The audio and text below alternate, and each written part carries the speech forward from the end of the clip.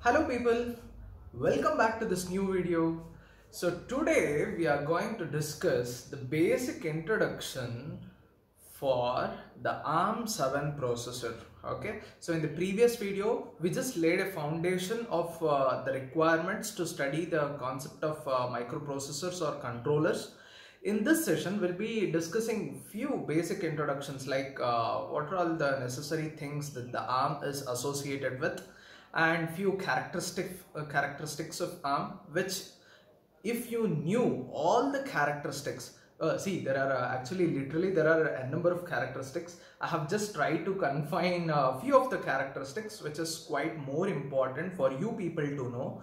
So we'll study one by one. Okay, this will not take much time, probably within a span of 20 to 25 minutes. Okay, we shall try to have a quick overview, because since when I take class in colleges, okay, so it will be a 1 hour or 1.5 hour session, so that we could discuss in detail with respect to each characteristics. So due to the time constraints, I'll just try to clumse everything within a span of 20 minutes. Okay, shall we start?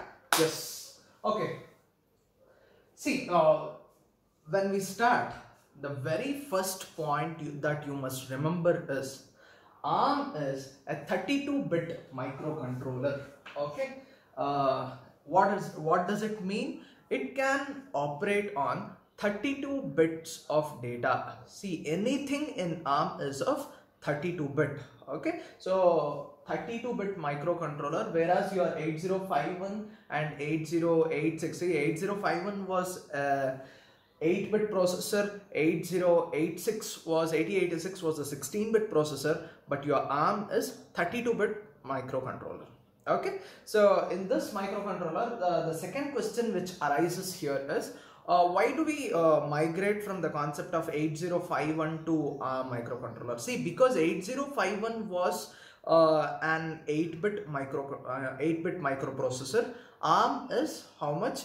32-bit microcontroller. Okay, you can just imagine, like in one single cycle, so one single cycle, you know, the instruction cycle, as we have discussed already. So instruction cycle consists of fetch, decode and execute. Okay, let's consider fetch. So to fetch one instruction in 8051, it is of how many bits? It is 8-bit. So in ARM, it is of how many bits? It is 32-bit. So in one instruction cycle, ARM can fetch 32 bits of data, whereas your 8051 can fetch 8 bits of data. So you can just assume that how much powerful your ARM instruction set is. Okay.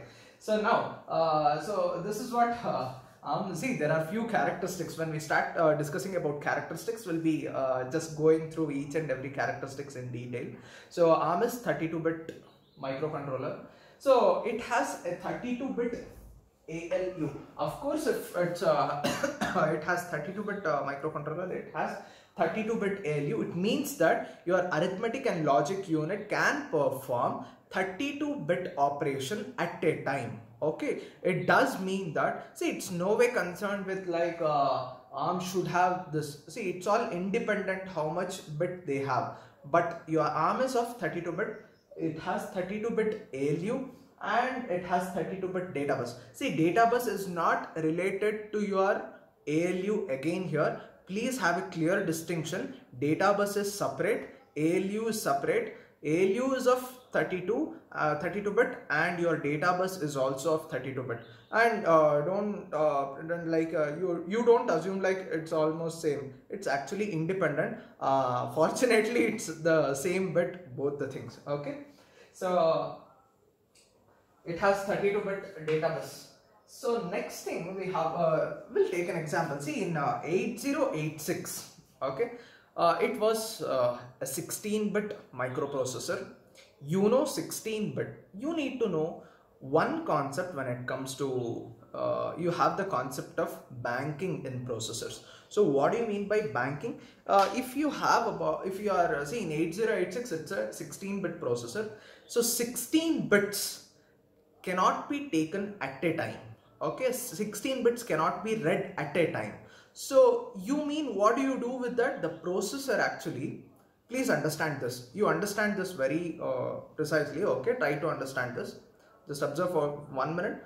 See, in 8086, your processor divides the 16 bits into two banks.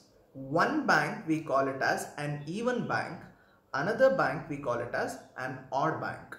So what does your even bank consist of? It starts from 0th bit, okay, 2, 4, 6, 8, even numbers, okay. These consist of odd numbers, okay. So with even numbers and odd numbers, we call this concept as banking concept. We have even bank and we have odd bank numbers, okay. It's similar to like it's a similar to book which we have, okay.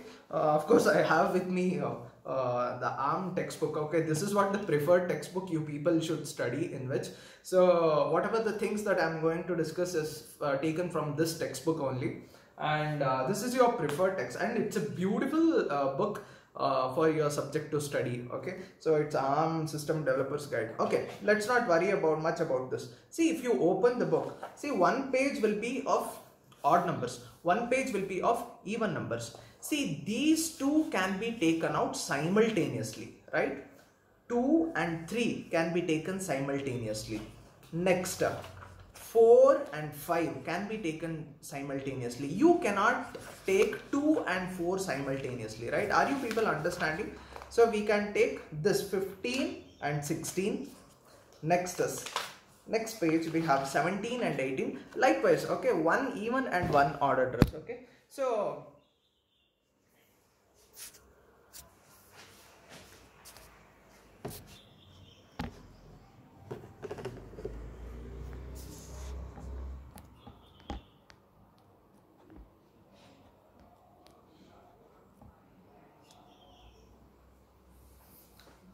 okay, sorry for the interruption. Okay, so now you know what is the banking. Okay, now see here we have even bank and odd bank.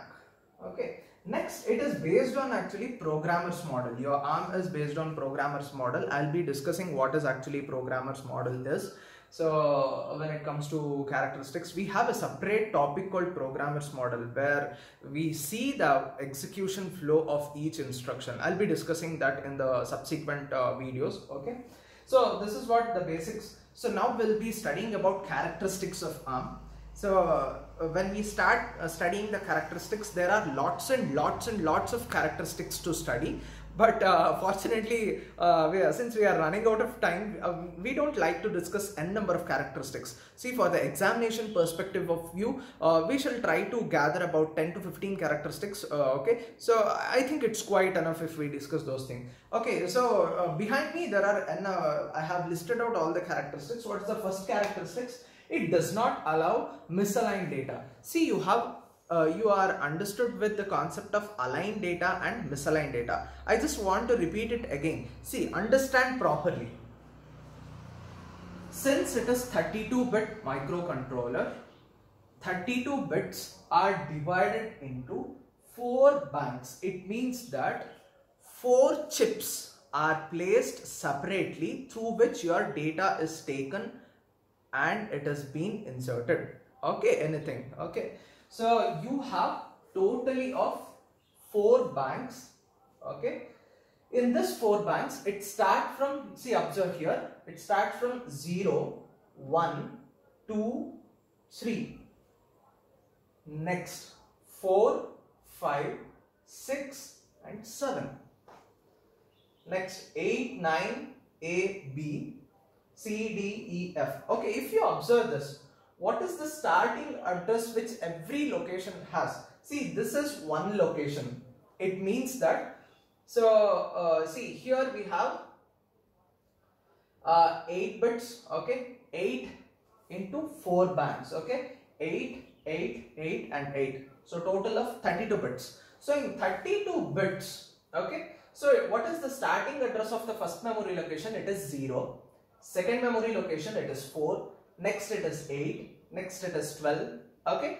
So it will be like, it will be multiples of 4.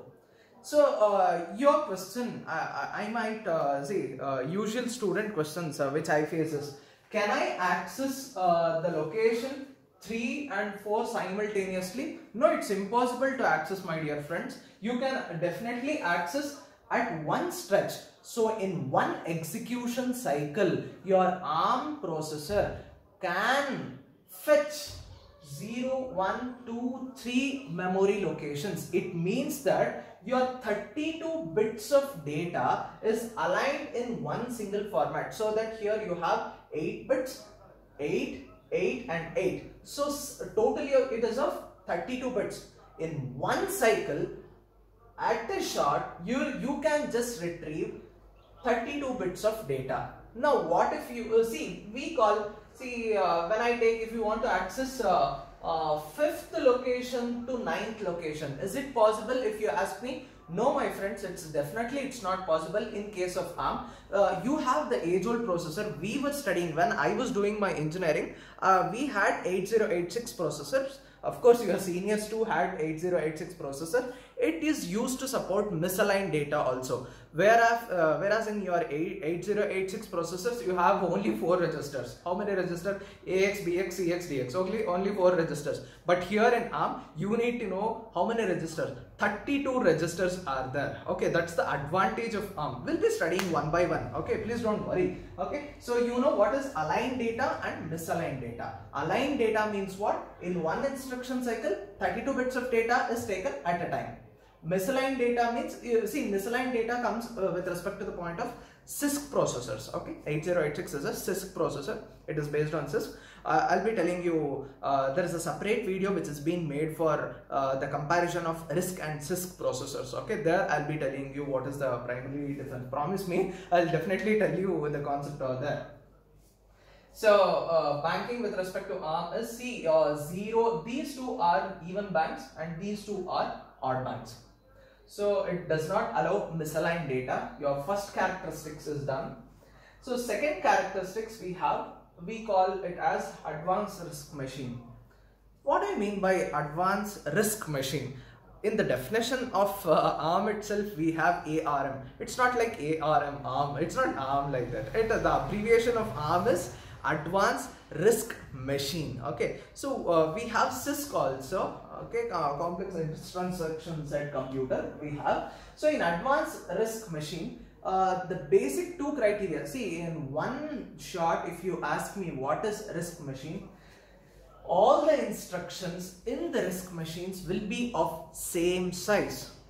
Please, I'll repeat it once again. All the instructions will be of same size. Okay, so in CISC machine, it's not like that. You can have variable instructions also. Okay, so it is based on von Neumann model. So von Neumann is one scientist who actually developed this model. See, von Neumann model says that, we had already discussed memory, right? So what does memory consist of? Memory consists of your programs as well as data. So as per von Neumann model, it says that both the programs as well as the data resides in the same memory. But we have another model called Harvard model, which the Harvard University people has developed the model. So Harvard tells like this: within the memory we have separate memory allocated for program, we have separate memory allocated for data. But your RISC machines are always based on your von Neumann model, which tries to tell that it is always your programs and data lies in the same memory. Is the concept clear? Can we go further? Yes. Banking, it is advanced RISC machine is my, this characteristic is done. Third characteristics, you have the concept of, it is based on 3-stage pipeline. Of course, everyone has studied the concept of pipeline in your subject, in your previous semester, the subject called computer organization and architecture. Okay. See, but before going in deep, I just want to tell the topic. What do you mean by pipelining? Yes. What do you mean by pipelining? See, pipelining, I'll define pipelining. See, pipelining is dividing the instructions into n number of processes and executing individually and overlapping them. You have an instruction, You divide the instruction, overlap the instruction on one another. We call this concept as pipelining. Understood? Okay. So here in ARM, it supports three-stage pipelining. So three-stage pipelining means what? We have, if we take up dividing the instruction means, what is the instruction cycle consist of? Fetch, decode and execute. You know that. Okay. What do you mean by three-stage pipelining? See, we have, when I take the first instruction, I fetch the instruction. Next, second instruction is to be decoded, and third, it has to be executed, right? But when it comes to, see, in normal processor, it is instruction fetch, decode, execute. Then your instruction 2 comes, instruction fetch, instruction decode, instruction execute. Instruction 3 comes, instruction fetch, instruction decode, instruction execute. But in case of ARM, it's not like that, my friends. It is instruction fetch, instruction decode, and it is execute, execute, execute, execute, execute, execute. It continuously executes the instruction. How it is possible? Observe me. This 1 minute will make you understand the concept of three-stage pipelining at any cost. Lifelong, you will be not forgetting about this concept of pipelining. When we have first instruction, your first instruction is being fetched. When your first instruction is being decoded, your second instruction is being fetched. When your first instruction is being executed, your second instruction will be ready for decode, and your third instruction will be ready for fetch. Okay. So your first instruction, when your first instruction reaches the execution cycle, second instructions will be decoding, the third instruction will be fetched into the memory.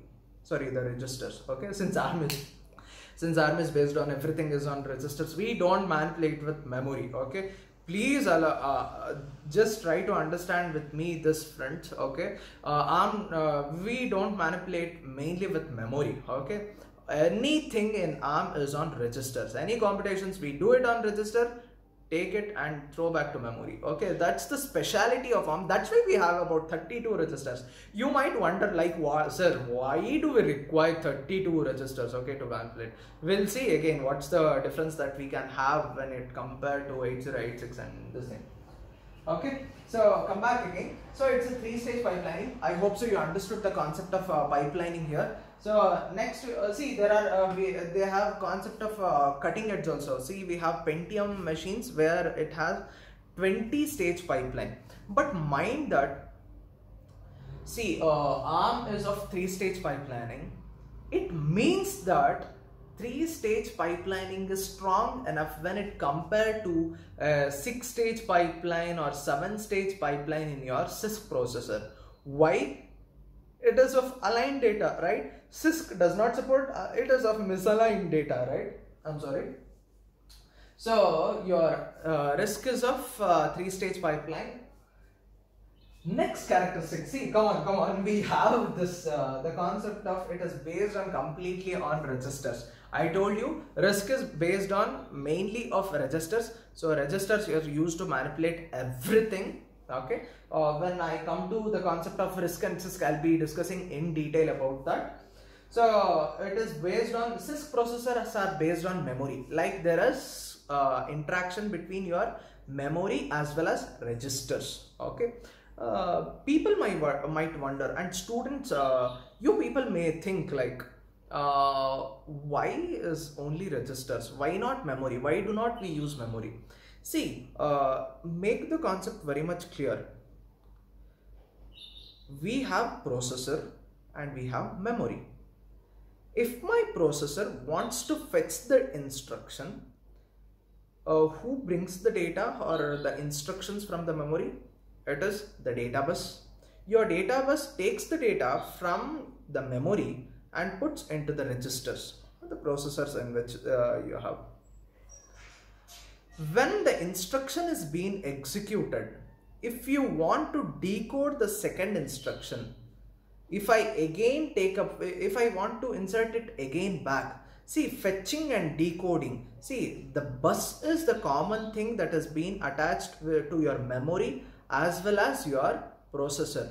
See, fetching and decoding cannot simultaneously happen. Okay, see, I told you, it's, of course it is 3-stage pipelining, but it does not happen in case of your RISC. Only it is based on registers. Okay, so CISC is based on both memory, so your RISC is based on registers. That is the very main important point I would like to make. In detail, we'll study about that when we are studying about the distinction between your RISC and CISC processors.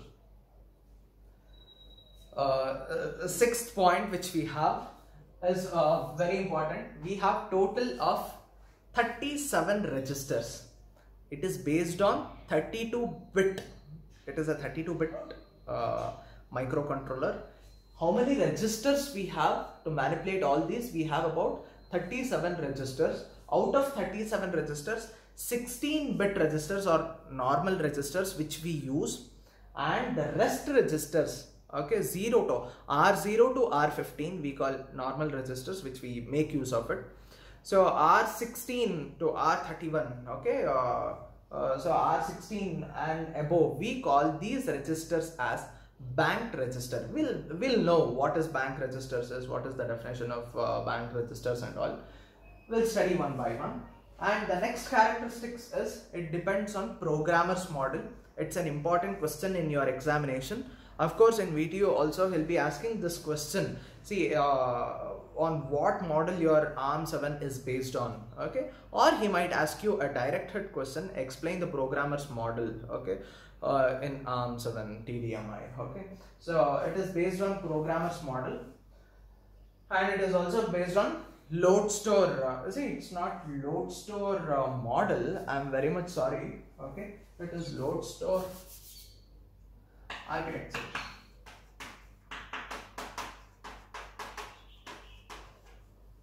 Okay, what do you mean by load store architecture?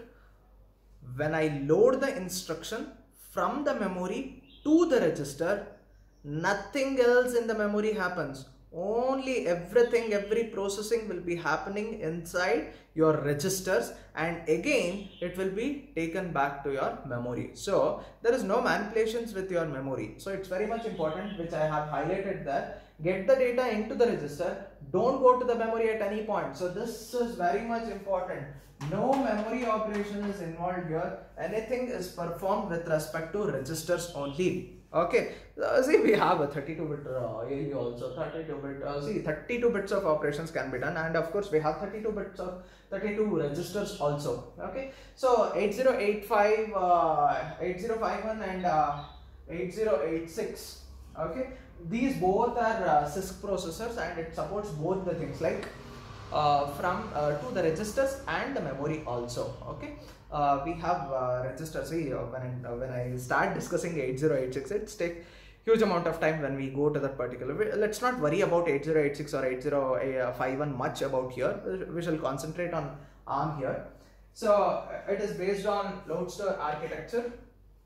Next, we have 7 operating modes. See, ARM has 7 different operating. What do you mean by operating modes? The processor enters the operating modes at different levels during the execution of an instruction. I'll repeat it again. When an instruction starts its execution, switching on your computer is also an instruction, so that your processor enters into what mode is my question. Of course, we have about 7 different operating modes.